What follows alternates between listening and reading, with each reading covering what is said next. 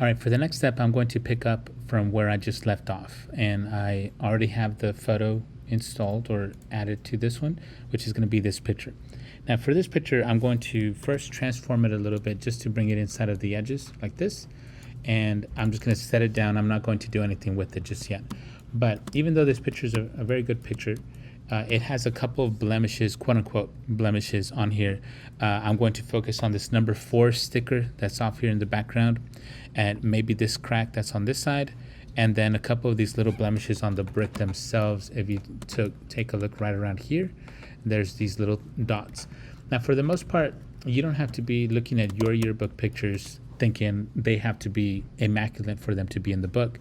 Little things like this may not even show up, but let's pretend that this number 4 over here is a inappropriate sticker that maybe looked at the wrong way, right? So we want to take that one out, and this crack could just maybe like clean it up a little bit. But let's go ahead and focus on this number 4 up here first.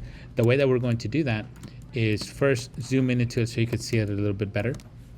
And you're going to go over to the left hand side and get this little tool that's the spot healing brush tool. You could just hit J if you'd like to get there.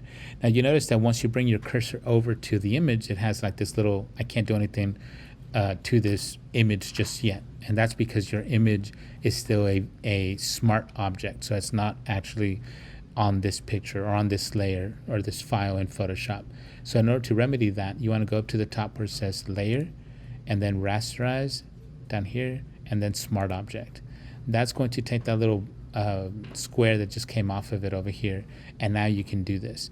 Now the neat thing about this version of Photoshop, as Photoshop has done this more and more, is that they've made it super easy. So if you hit the letter J and you select this, you can just paint this out like this. I'm just painting it, and I'm going to release it. It automatically fixes it for you.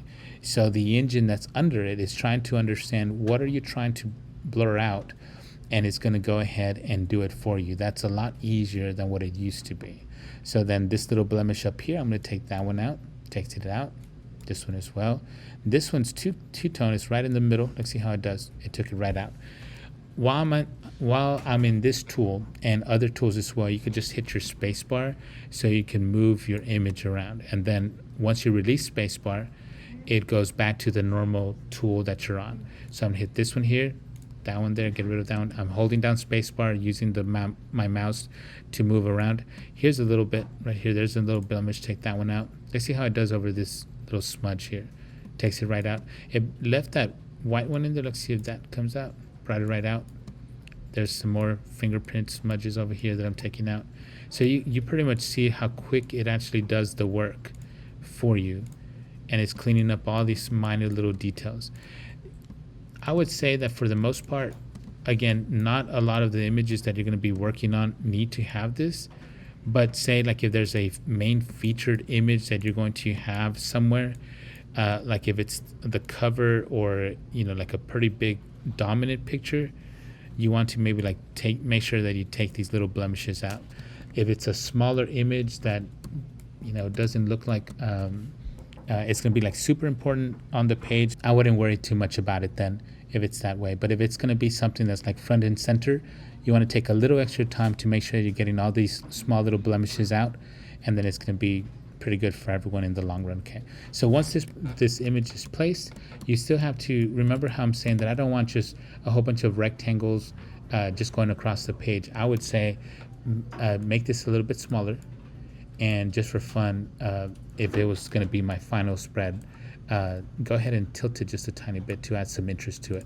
Again, not every single picture has to have the exact same treatment every single time, but this kind of like brings it together a little bit more. Okay, not the best layout as far as this goes, but at least it shows both of those two things going on to the same thing. All right, so please let me know if you have any questions.